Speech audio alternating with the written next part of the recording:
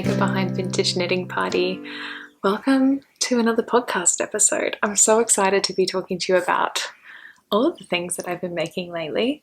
I have a whole mountain of finished objects. Actually, let me give you a proper introduction. So I haven't been making YouTube videos for about 2 years. Life's been really crazy and chaotic.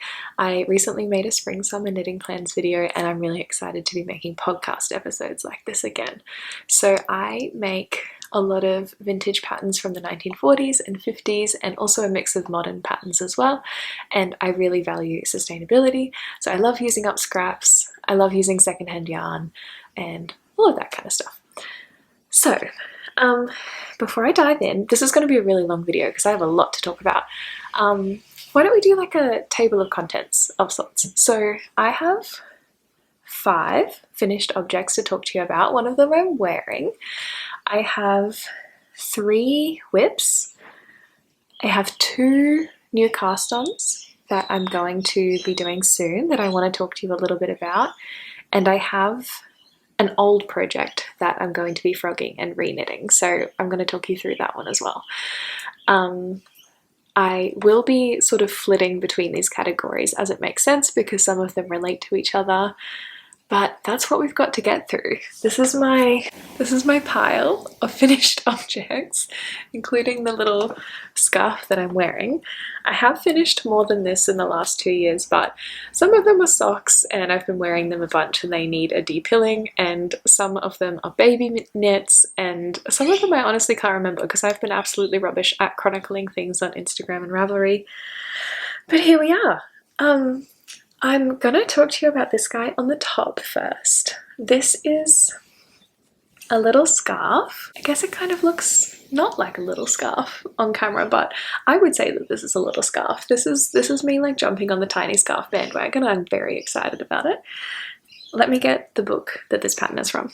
This is the Camp Larkspur Kerchief by Lindsay Fowler. It's from the book Trails and Valleys, and in my last video I said that I got this one for Mother's Day. That was a lie. I got it for my birthday, but the premise is still the same. So basically this is a book filled with patterns that you might take on an adventure, hike, a family holiday, and every pattern is written for multiple sizes, from a children's size through to a large men's size.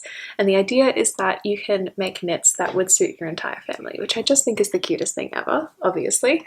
The very first pattern in this book is the Camp Larkspur Kerchief, which I had been wanting to make. I was like, oh, how cool to like work through the book chronologically. I think that would be super fun.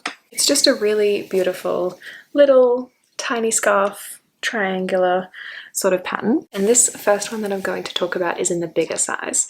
So the pattern is, you start off with a tiny little triangle, you knit up to a point, increasing just on one side, and then you decrease just on one side until you get back to another tiny point and cast off. The pattern has a border around the outside of the scarf. It might be a bit tricky to see in this dark material, which has a 1x1 cable, which is really easy to get the hang of. And then you can see that the main, she's a bit blown out, but the main texture of the scarf is a beautiful stockinette with pearl bumps every so often to give you this lovely latticey kind of texture, I suppose. I wouldn't say it's like a waffle. This wool has really, like when I blocked it, I feel like a lot of the definition was not lost, but it kind of like, it really like blocked super duper flat.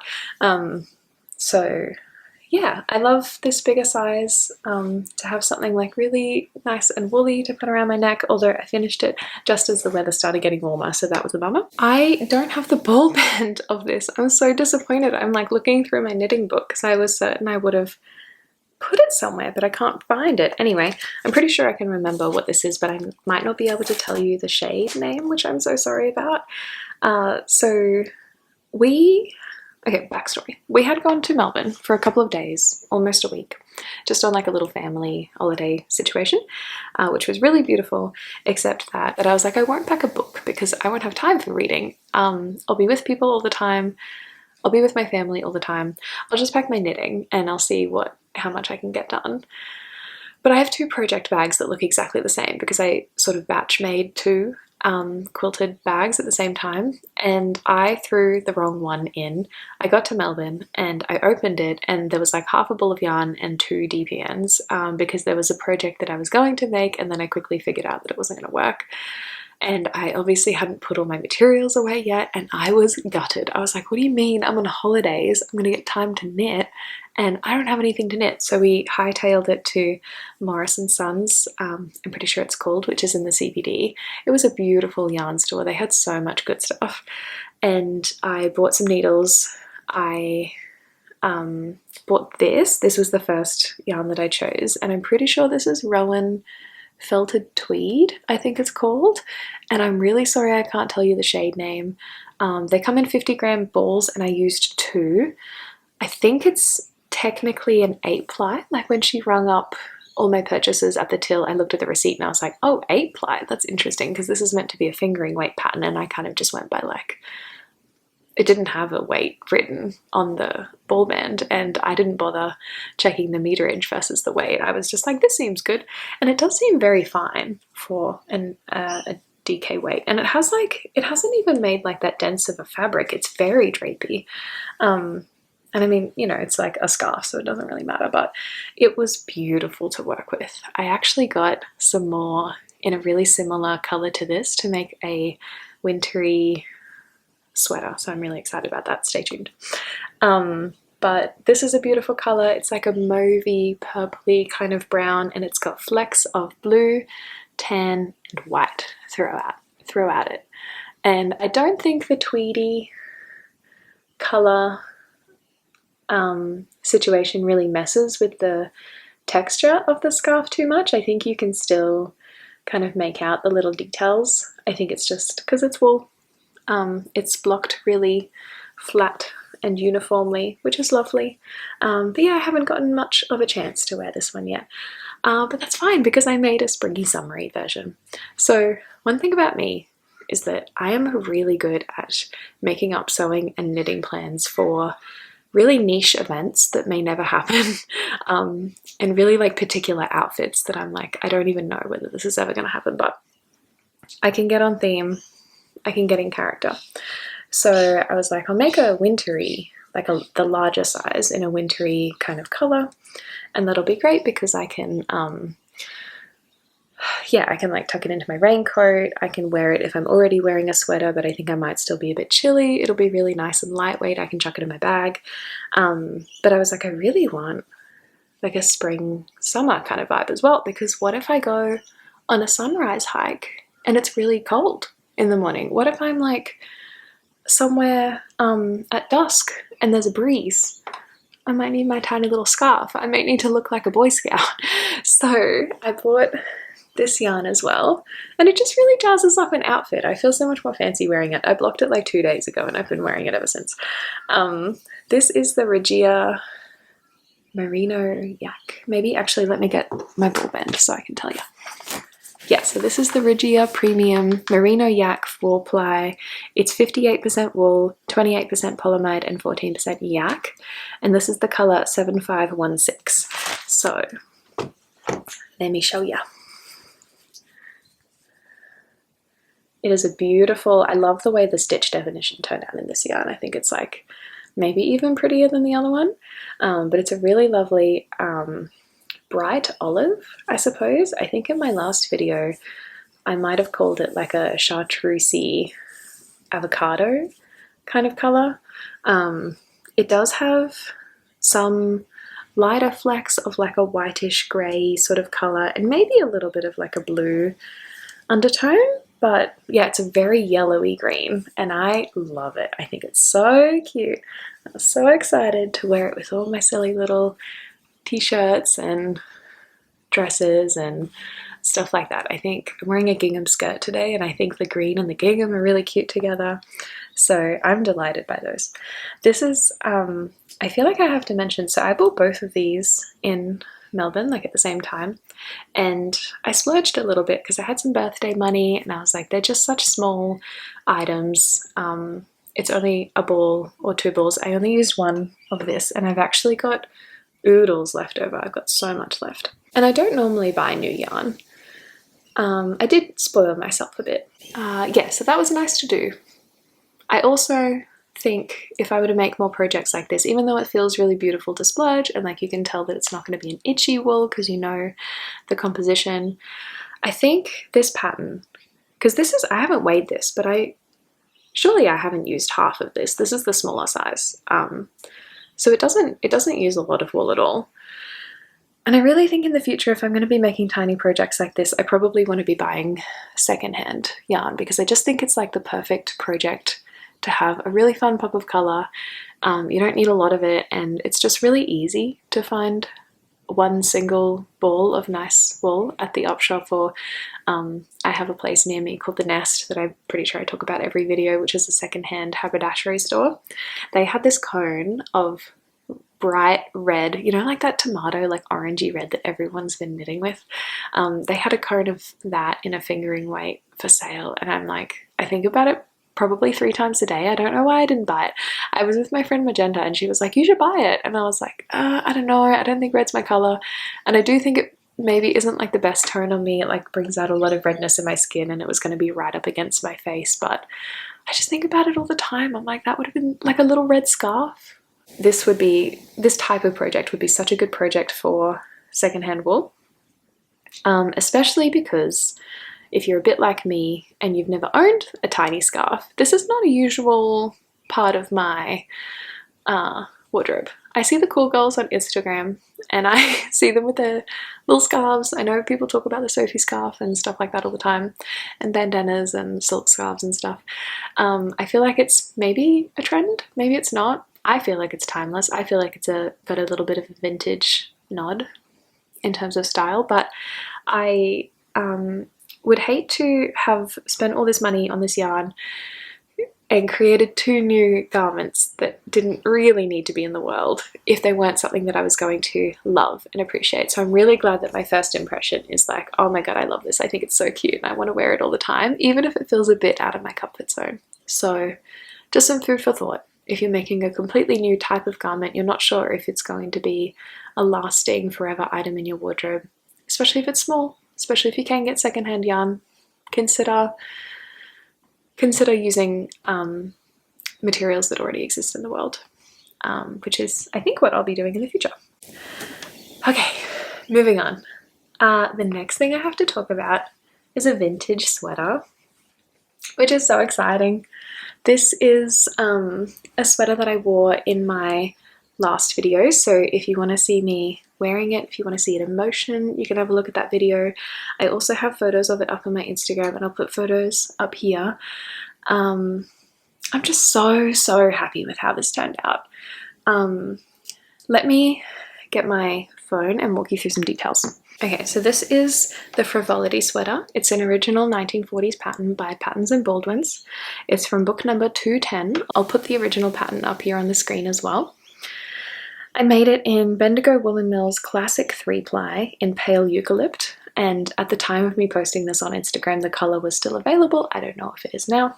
The colour is, it's like a perfect springy, it's the same colour as my walls. I'm obviously very obsessed with green right now, but it's a beautiful like springy sort of colour, but it's not a mint green. Do you know what I mean? Like, it's not a pastel per se. I feel like it's a little bit more sophisticated. Yeah, it's got maybe a little bit more of like a grey undertone. It's a beautiful yarn. I've actually worn this quite a bit already, and there's really minimal pilling, and not really any visible signs of wear, which is great, even under the armpits. I think that's pretty good considering that this is a very close fitting garment and something that you wear in slightly warmer weather. So I think, you know, the warmth and the friction, this is kind of the ingredients for pilling a sweater or felting. And I resized this. So according to my notes, I did the sleeves the same size. It's not an area that I normally need more space in. But I did add 2 additional repeats for each the front and the back. So it's been a hot minute since I resized this and did the maths around it, but if you're wanting to resize a vintage pattern, I have a download on my website, and I also have a video that I've made on here with very basic maths, just to sort of give you a launching off point to resize your pattern. So what I did with this is I made sure that I got gauge. I know it's really hard to match vintage yarns that aren't produced anymore with modern yarn. The Bendigo Wool and Mills website has their gauge for all of the wools listed in the product description of each wool, and I just kind of looked at that and I was like, that seems like something I can work with. It was the same gauge that was listed in the pattern and the same needle size that was listed in the pattern, and I'm usually pretty spot on. If anything, I'm a little bit on the tighter side, so I was like, yep, I'll see how I go. I got gauge, and then I measured, yeah, how many inches each of these pattern repeats were, and added that on to my total amount of pattern repeats that I wanted to be in the sweater. It's obviously a little bit more complicated to resize a lace pattern because you have to see how many stitches are in each pattern repeat and try and include or delete either a whole pattern repeat or add a couple of border knit stitches, but then you would have, you know, where the join is, you would have like a little bit of a stockinette sort of column there, which might not be ideal depending on what you're going for. I think this would have been a really easy pattern to, oh, I've just noticed a mistake that I made in the ribbing. That's so funny. I think this would have been a really interesting pattern to knit in the round instead. It's bottom up, so like at least up until the armpits before you would have to separate, because every second row of the lace pattern is stockinette, if that makes sense. So if you're knitting it flat, it would be a purl row. If you're knitting it in the round, it would be a knit row. I'm really happy with how this turned out. I love the color, I love the fit, it was so fun to make. I love this rolled neckline. So the way that you achieve this is by stitching all your pieces together, like your front back sleeves, blocking it, and then on your live stitches you use some DPNs and just knit a whole bunch of stockinette until it rolls over, and then it forms this lovely rolled hem, which is just so cute. It's such a nice alternative on like a springy time kind of sweater to have a rolled neck instead of I guess like a ribbed collar that's going to be really close up against your neck, and there's no fastenings. It's like stretchy enough that you can pull it over your head. And I have a pretty big head and it still goes over, so that's good. Something that I want to talk about is the learning curve that comes with knitting in general and then also knitting vintage patterns. So for example, in this pattern, I'm pretty sure the wording says to fit 34-inch bust or 36-inch bust or whatever it says. And it's taken me a while to figure out exactly what that means.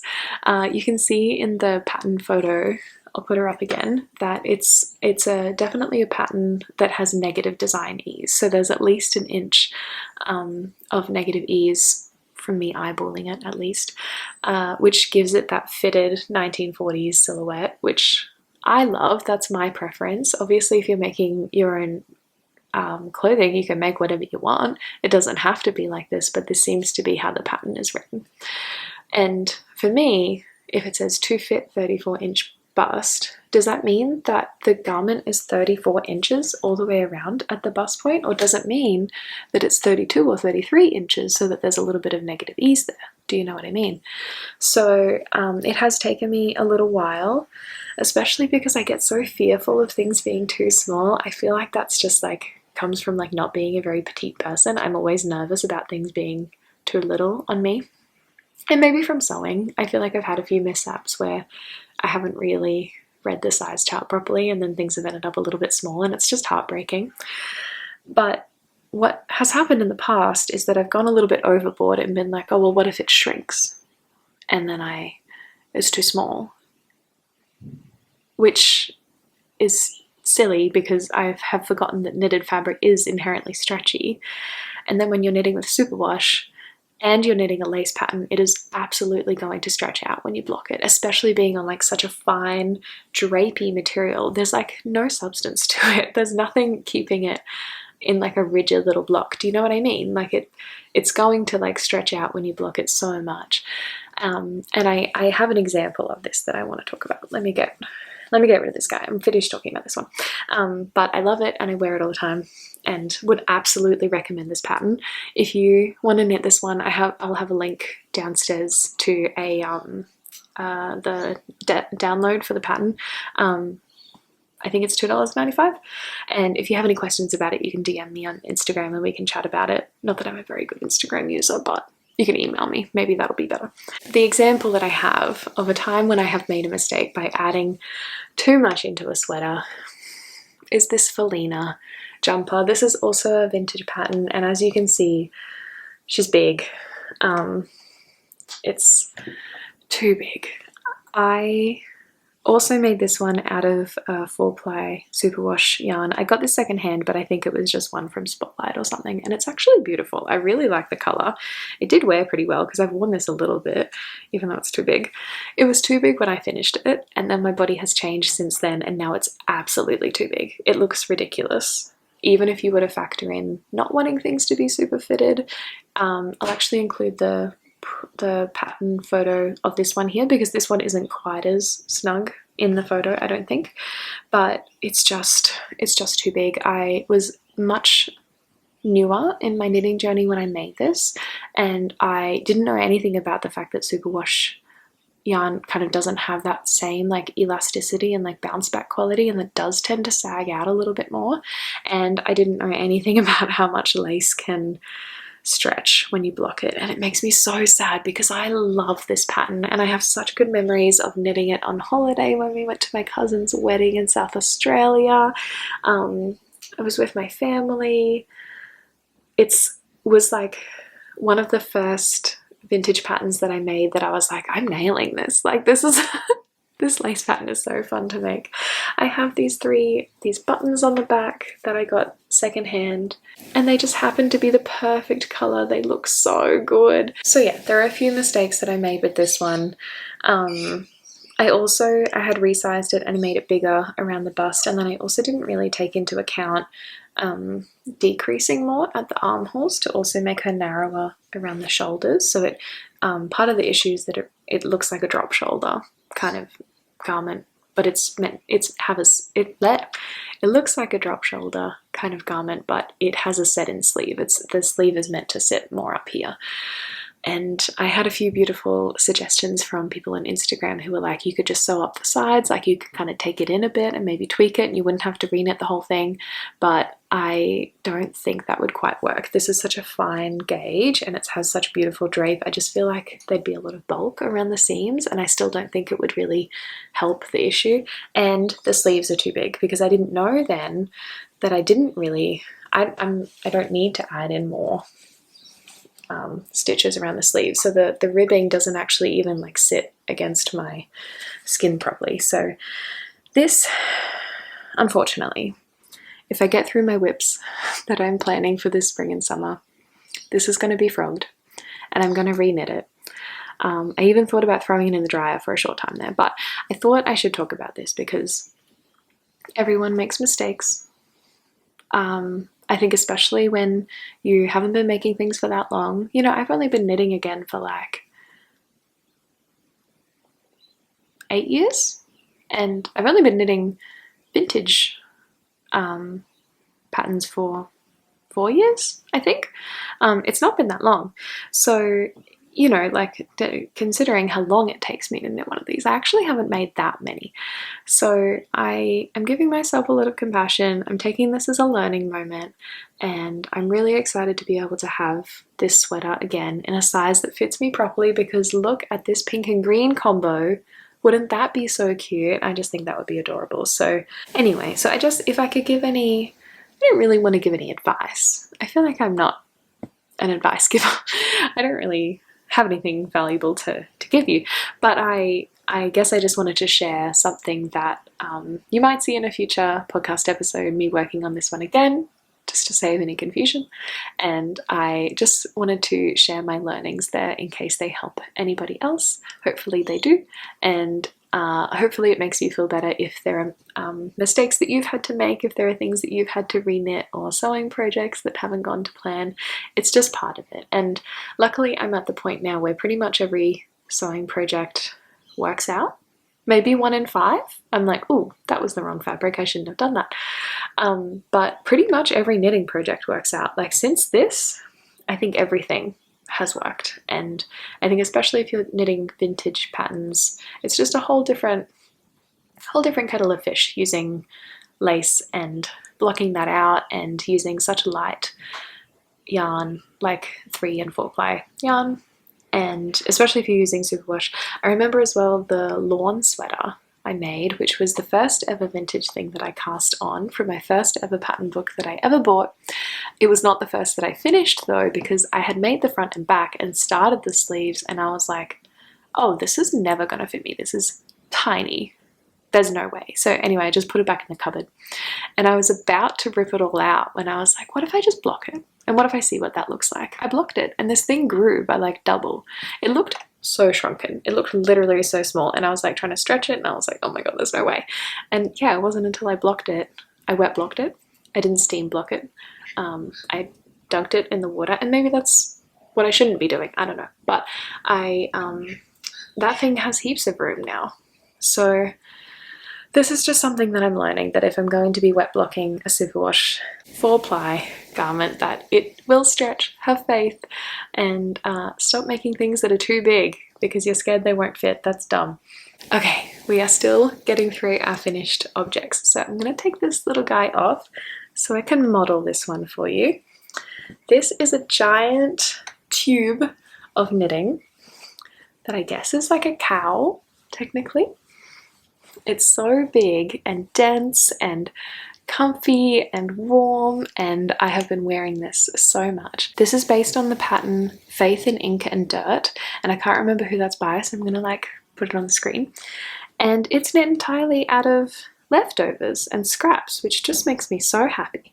So I used her pattern for the basic houndstooth kind of color chart.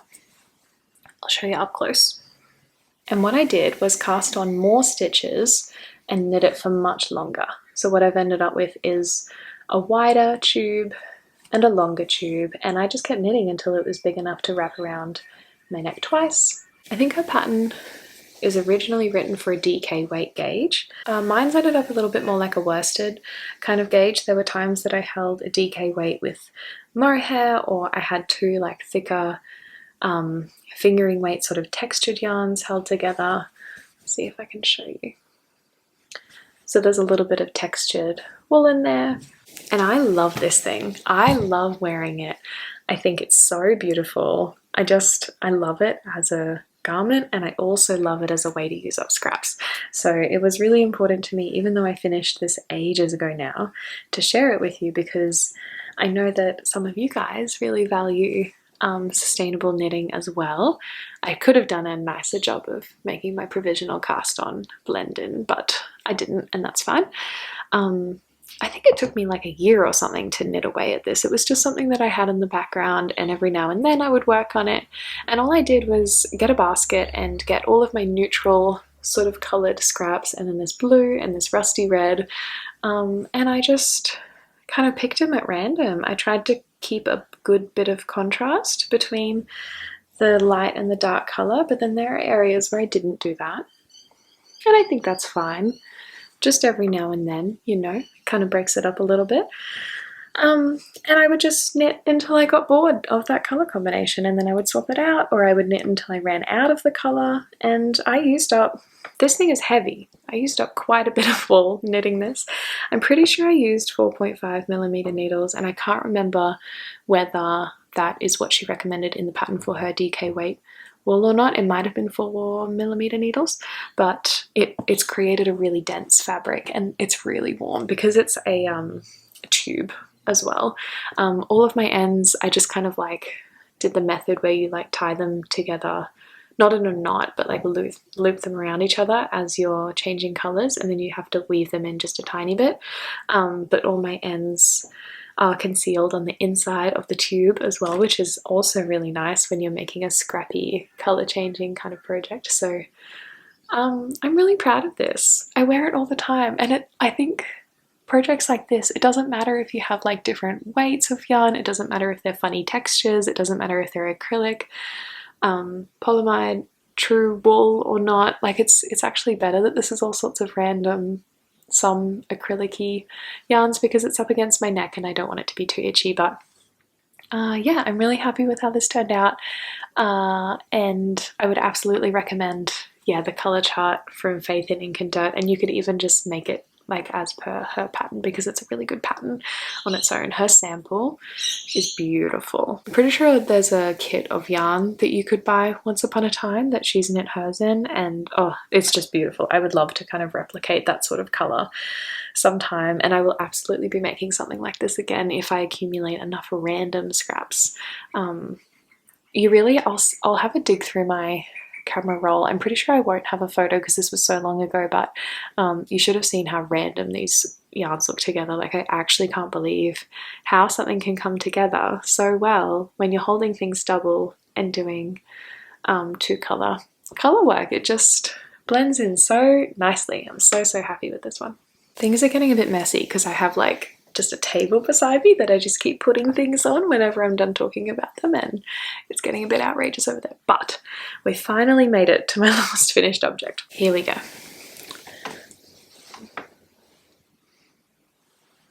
Isn't it beautiful? This is my Magnolia jumper. Is that what it's called? Let me check.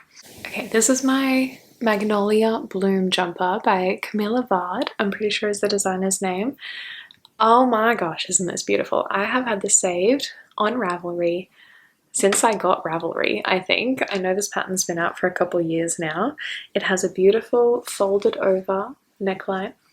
I got my own clothing labels made for everything that I make, so I've got my little label in there so I know which one is the back. She goes out into a circular yoke with these lovely bubbles and a lace motif that continues down near the sleeve. The colour's a bit blown out, sorry about that. The sleeve continues, and I think it's meant to be more like a really wide sleeve, but I made mine balloon just a tiny bit. And I kind of had the intention of just keeping on going till I ran out of yarn, but I have way too much, so I had to stop at some point. And I made it, I think I could have kept going just a tiny bit more, and I think I could have worn this thing as a dress, because I love a negative ease short sleeve sweater. I think they're so cute, I think they're so beautiful, but sometimes you just need something that's like long enough that it actually covers your bottom and you can feel really warm. Oh my gosh, there's a leaf in it. If you can't tell, I've been wearing this all winter. It's the coziest, comfiest, softest thing to throw on that feels like a blanket, but I think looks really expensive and really fancy. I love this color. I think it's beautiful. So let me tell you about the yarn. When we were on our honeymoon in Tassie, we went into a yarn shop in Launceston and bought this recycled wool. Not really sure if that's focusing, but let's hope that it is. Yeah, really not sure if this is focusing, but here's hoping. So this one, I haven't really been able to find much about it online since buying it. It says it's from the company Knit One Change One, and it just says recycled wool. So it's 65% recycled wool, 35% mixed fibers, and it says this yarn has been created from recycled clothing that would normally go to landfill. Upon purchasing the clothes, they are separated into fibers and then colors. 1 kilo of this yarn saves 1.2 kilos of clothing from landfill. There is no dyeing, which I think is so cool because look at this color. It's so beautiful. I actually have it spun up into a cake as well, so let me show you that. It's got these beautiful speckles of lighter green, red, tan, maybe a bit of blue. Like you can see that it's a real combination of lots of different interesting fibers. It smells a bit woolly, but it also feels really cottony. I don't know, it's a weird kind of thing to describe. You can definitely tell that it's not completely wool. And this to me seems like a worsted weight, which I think is what the pattern recommends, but when I did my gauge swatch, it just looked a bit silly. Like, it looked really holey and gapey, and I don't think it was like thick enough, and it has no halo or anything. It has no fluff to it. It's just yeah, almost does feel very cottony. So I think I bought this on Wool Warehouse, which I think is a UK based company, so I'm really happy with the way the colours matched, even though I had to buy it on the internet. So this is Drops Brushed Alpaca Silk Unicolor. It's colour 11, and it's also like a beautiful bright tealy kind of like foresty green colour. It's a little bit heavier than a lace weight. I bought alpaca silk because mohair can make me a bit itchy sometimes. I can sometimes tolerate it and sometimes not, and I thought it would just be such a shame if I couldn't wear this like huge comfy sweater because it was too itchy, and this does not feel itchy at all. It is beautiful, and yeah, when I put them together I was like, this is the perfect fabric. This is the perfect fabric. So I couldn't find much of a presence online for this yarn company. If I can find a website, I'll link it because I would love to buy more of it. But I'm really happy with how this turned out. I think I might have knit a size large because I think I was still just a little bit under getting gauge. Like, my gauge swatch was still a tiny bit small. And I wanted it to be really comfy and oversized and slouchy. It's got a really wide neck, but yeah, I think it still fits really well. I'll insert some photos of me wearing it if I haven't already. I'm so happy with how this turned out. So yeah, definitely still a fan of knitting a big comfy sweater from a modern pattern from time to time. I just think it's beautiful. It kind of reminds me of something that could be a Christmas sweater if I lived somewhere where you could wear something like this at Christmas time. The alpaca silk is pilling a little bit, but I've worn it a bunch, like at least a couple times a week during the cold weather, so I don't really mind. Okay, I think all our finished objects are done, but while we're talking about that yarn, I want to talk to you about a potential cast on that could be coming for me in the future. So my friend Magenta and I have another pattern that we're thinking about making together, and then there's also the Vilma top by Gregoria Fibers, which is this beautiful cute little vest situation, buttons down the front, yarn overs to make like little flower patterns. It's got a really interesting ribbed bottom. I've always had my eye on this one, and I saw Monique Amy, I'm pretty sure might be her name. She's a graphic designer as well, or an illustrator, I think, and I saw one of her videos and she was wearing her version, and it's like a powdery blue worsted weight cotton, and I saw it and I was like, oh my god, a summer version, that's what I need, because I just can't really like get behind a lot of like really thin tank top patterns for my summer knitting. It just like isn't quite my vibe. So I saw hers and I sent it to my friend Magenta and I was like, we need to make this, and she was like, oh my god, I saw that same video, I agree. And I was thinking about yarn. I was like, I really do want something that like I can get gauge with that feels like really beautiful and lovely. And I was like, I've got 4 balls of this left over, and I always wanted to make another vest out of it. I do have 2 of this as well, but we're going to ignore that for now because I will get to them. But I was like, I did a swatch and I got gauge immediately. I was like, this is the perfect, wouldn't this be such a cute like summery vest to wear with like a pair of white shorts, a long skirt, over the top of like a cute summery dress with puffy sleeves. I think this is going to make such a good vest and I'm really excited about it. So I'm going to be making the Vilma top soon out of what I have left over out of this. I just need to get some new needles because I don't quite have the right ones, or maybe I do and they're being used for another project, so that's fine. And while we're talking about it, another potential cast on that I want to do soon is the Campfire Tee by Idaho Stitched, I think might be their name on Ravelry. And this is a really oversized cotton t-shirt. So I think I might try and size down or make a tighter neck hole or do some modifications to give it like a little bit more shape because it's really oversized. It's got a heap of positive ease, but my friend Magenta is making this at the same time, so I was like, okay, yes, I'll make one too. I'll pop up all my inspo photos for vintage stripy tops here. Obviously these are a lot more fitted than the Campfire Tee, which is a lot more oversized, but I just think the vibes are there. Do you know what I mean? Like, I just feel like you can't go wrong with a stripy tee. So I'm going to be making mine black with some fine white stripes on it. I'm going to be making it out of this from Spotlight. This is just the 4 Seasons Flinders 8-ply cotton. And yeah, my friend Madge actually gave me 2 balls of this to put towards my project, which is really nice of her. So I'm going to be buying the rest in black, and then we're going to be casting that on as soon as I've got the needles for that too. Oh my gosh, so many things. Shall we get to my actual works in progress before we get too excited about things that I haven't even made yet though? So I have 3 to talk about. If you watched my spring summer knitting plans, you'll know that there were 3 things that I had wanted to make this warm weather season. Obviously I'm adding to that list already, but this was one of them, and I've already made that. This took me 2.5 weeks, I think, and then I had to wait to block it, and now she's here.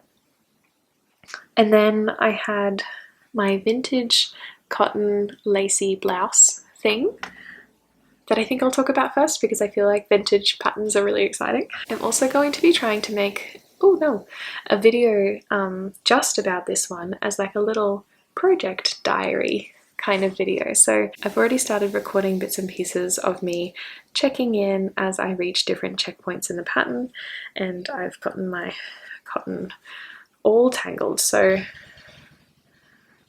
someone's just started mowing outside, which, like, I get it, but also if you could not do that, that would be nice. The material that I'm using for this blouse is this beautiful muted raspberry cotton, which I think might be a crochet cotton. I got it at the op shop and I found 9 balls of it, and I was like, this is absolutely going to make a perfect summer project. I had a look through my pattern catalogue to try and find the perfect thing, and I came across this pattern from 1959, I think. It's from a little leaflet that I picked up from the op shop, and it is called the Light and Lacy Blouse. So I'll put a photo of the pattern here. It is written for size 5 crochet cotton, which is like somewhere between a lace and a light fingering kind of weight. So this is a very fine gauge. It is taking me a million years, but I'm finally starting to see the pattern emerge. See if we can focus here and if I can show you what she's looking like. So we've got the columns of eyelets here and the knits and pearls. So there's a little bit of a pattern emerging there. And obviously I've done my ribbing as well. This is the back panel. So this one kind of, maybe it's called a cardigan in the pattern. It's like one complete back panel which ends up coming up and out for the sleeves. So the sleeves are like a grown-on kind of cap sleeve. And then there's a left and right panel and a button band in the middle. I'm actually toying with the idea of making a faux button band, which has just come to me because I don't want the buttons gaping. I'm never going to wear it unbuttoned, ever. I'm kind of wondering if that would make it faster if I didn't do a left and right. I wonder how, yeah, I would just have to like figure out the shaping when it comes to the top, but I'll include all of this in my like video that I make about this, and I'm also including all the maths that I'm doing to resize and the way that kind of like factors in for increases and stuff. So far it's been pretty easy going. The hardest part I find about every vintage pattern is like when you're doing a lace pattern, there's no chart, there's just written instructions, so it takes ages, and you know, you're just working with like a blurry black and grey photograph. It's not very easy to see the stitch definition, you know, so you spend a really long time just waiting for this stitch pattern to emerge, and before it comes out it's not very motivating to just be like, I don't know if this is working, like I can't see anything yet, I've only done 3 rows. But yeah, once it gets there, it's like, okay, I can imagine wearing this, I can imagine how beautiful it's going to be. This one is going to be really slow going. I'll be impressed if I do finish this before the end of summer. It's going to take me a million years, but I'm motivated. because I really want to wear it. I have matching buttons that I got from the Nest, which was secondhand, so I'm feeling really fortunate about that. They're the perfect color match, so that's exciting. That one is on a roll. I'm really glad that this is working out because I wasn't sure when I bought the cotton. I was like, hey, this is not... I'm really going to need to find the right pattern that recommends a material like this so that it can work. I really wasn't sure about how it would go, but we're here now and it's working, and I think the color is beautiful. This is my basket with all my whips at the moment, and I made a comment on Instagram about how I thought that my whips looked a lot like the tulip emoji right now, and I stand by that. I'm not mad about it. I think they look so cute. So the other one that I've got in here that I'm going to talk about, my second whip, is this white one. So I cast on everything that I said I was going to. I'm really proud. And this is a really beautiful, this is another yarn that I bought in Melbourne that I splurged on a little bit. And I did this because I really wanted this pattern to work out. I got the Rowan Summer Light 4-ply in this whitish cream sort of color. You can see there's a little pattern emerging on this one too. This is so exciting. So I've only knit maybe an inch. I don't have much done on this one, but I have memorized the pattern now and it's feeling a lot more intuitive. And now that this one's off my needles, I'm sure that this one will go by really quickly, unless I cast on one of those other two projects in the bigger gauge, and that will seem way more appealing because it'll go by really fast. But this is the Juno top. So I'm making, I'll include the pattern photo here. This is like the original off the shoulder kind of Juno top, and then she also has an option for a tank top. And this is something that really appeals to me because there's a little bit more coverage. I can wear a bra with it, and I think that this will go with a lot of things that I already have. I can see me wearing this with pretty much every like high-waisted pair of shorts and skirt that I have in my wardrobe. The pattern is a braided rib. So there's a braid stitch and then there's a twisted rib. It's only a 2-row repeat and a 5-stitch repeat, so it's pretty easy to remember. I've got a little, I have to show you this. I've got a little mushroomy stitch marker on here that I made out of polymer clay. He's very cute. And this one is going really well too. I think I'm knitting size 4 on this, also keeping in mind that being a ribbed design and in cotton, this is going to stretch a little bit, but there's a little bit of positive ease, or you can have 0 ease in the tank top version. I think it's view 4, so I'm really confident about this one too. I think they're both going to work out, and I feel a lot less anxiety knowing that they are like on the needles. It's going well. I haven't run into any hiccups yet, and I'm feeling really happy about that. So those are my, oh no, I have another whip to talk about. So those are my 2 main whips that are like garments, and then I have a third one which is like a long-term project that I have been working on for 3 months now, and I'm a quarter of the way through. So it's a blanket. Let me show you. Here they all are. I'm making a scrappy granny square blanket. Look at all these beautiful colors. Aren't they so nice? I'll include maybe some footage of like some close-ups of some of these, but this has been so much fun. I'm making all of these with this big basket of DK weight yarn. I mostly got these from the Nest. I think I pretty much got all of these colors from the Nest. There are some that are leftovers from my projects, like this is my first Larkspur kerchief that I showed to you at the beginning of the video, which is technically 8-ply, but it's seeming very fine compared to all of these. And I'm just really happy with, yeah, the assortment of colors that I found. I found this hot pink the other day, which is like way too vibrant to try and capture accurately on camera.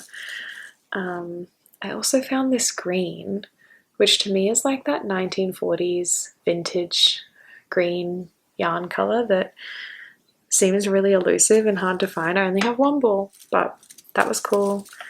Got this really cool dark purple. A lot of these are acrylic and are just like abandoned balls of yarn that are probably not ever going to be used by anyone else for anything else. I suppose someone's donated them because they're not able to use them anymore. And it just feels really good to be using yeah, yarn that no one else was going to use.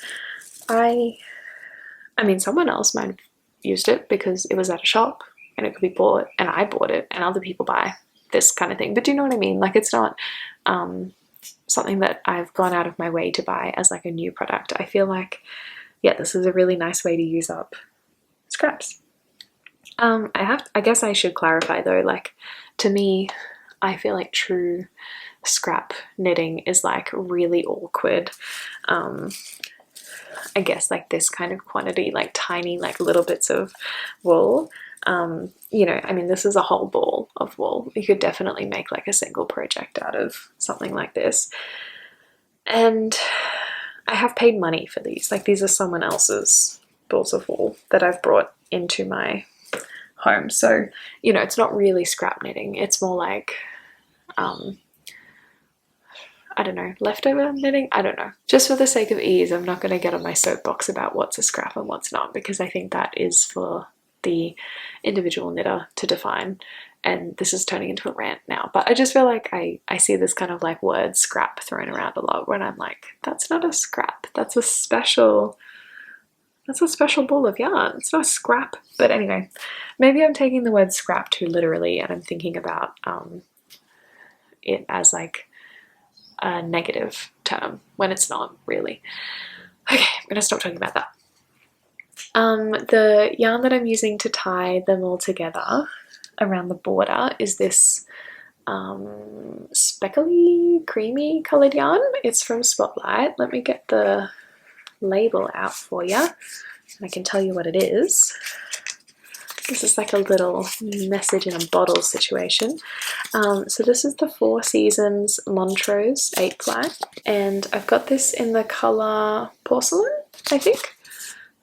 It's 90% wool, 7% acrylic, and 3% viscose. So it feels pretty nice. It was pretty inexpensive because I got it on a mega sale, especially because I'm working on 2 other projects that have a really fine gauge, my 2 summary projects. They're beautiful, but they're going to take a really long time. So it's nice to have something that's like a little bit of instant gratification. You know, I can sit down for 20 minutes and finish a whole square, which is so exciting. And it's like just absolute pure dopamine for your brain, seeing all these color combinations come together.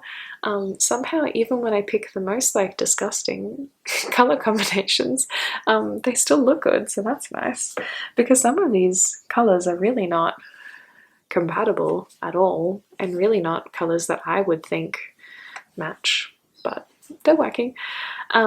Let me tell you a little bit about the specs of the blanket. So I'm making this to fit our queen-sized bed. So she's going to be big. Each square is a little over 10 centimeters. They're almost 11 centimeters wide. So I calculated that it would be 15 squares across and 20 squares high.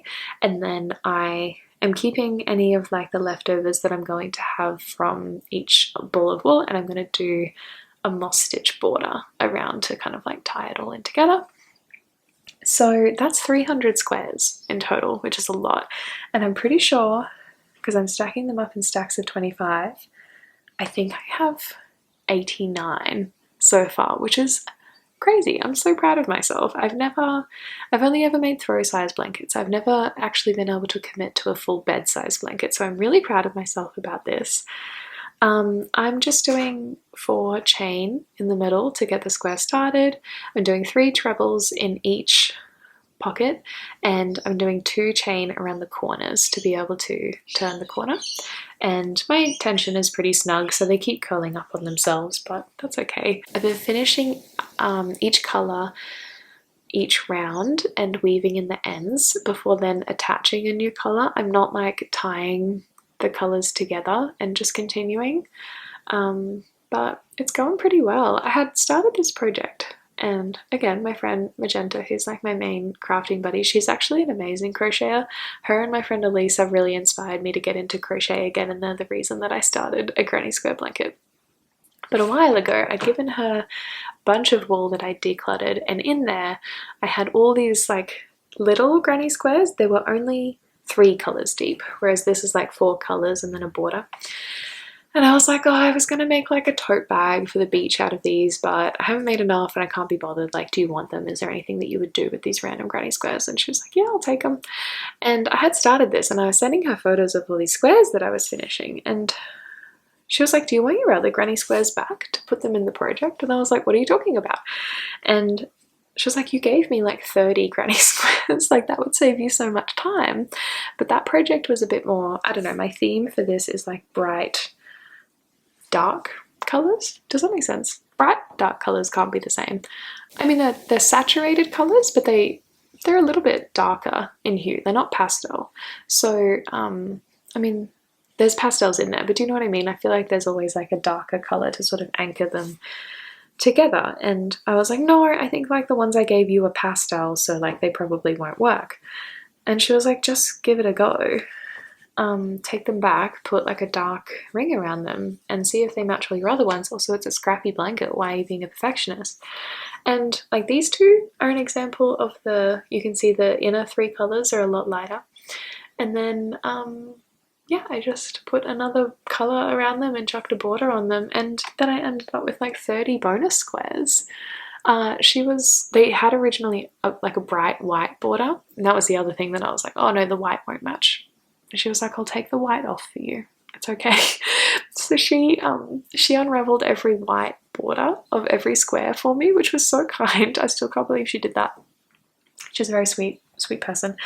And yeah, I'm almost a third of the way through making the squares, which is so fun. So part of me feels like I shouldn't be casting anything else on yet. I'm usually really monogamous. I never usually have like a long-term project like this going on in the background, and I'm usually like two things, maybe like a complicated vintage pattern and like a pair of socks or something that I can take on the go with me and just do mindlessly.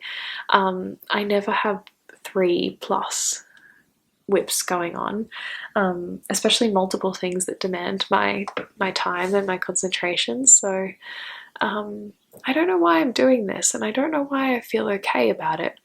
I guess maybe all of the whips match as well, and I feel like I'm trying to make time for all of them. I don't feel like there's any deadlines. I don't know. I don't know why they're all working. I guess I'm like really excited about all of them. But yeah, I don't feel as overwhelmed as I normally would. But yeah, I think that's everything that I've been up to that I wanted to talk to you about. So we'll see if next video I have in fact cast on the Vilma vest or the Campfire Tee.